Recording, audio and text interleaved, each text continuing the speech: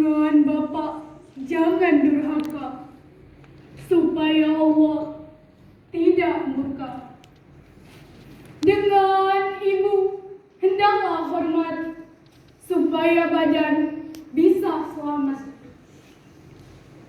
Assalamualaikum warahmatullahi wabarakatuh. Waalaikumsalam warahmatullahi wabarakatuh.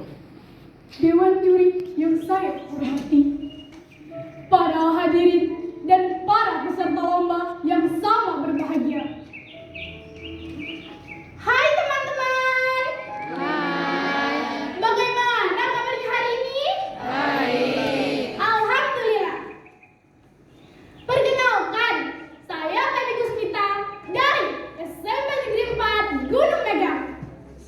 Di sini saya akan membawakan cerita dari Kabupaten Muara Enim yang berjudul Endung Kebau, Bambang Kebau.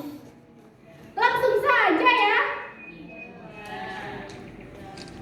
Pada zaman dahulu kala, di sebuah desa tinggallah sepasang suami istri bersama ketujuh anaknya yang masih kecil.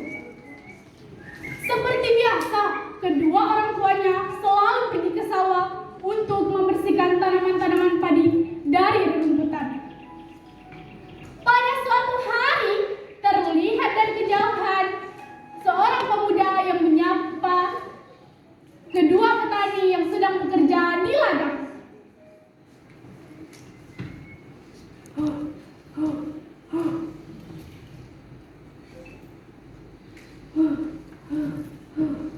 Kehenian saya ini.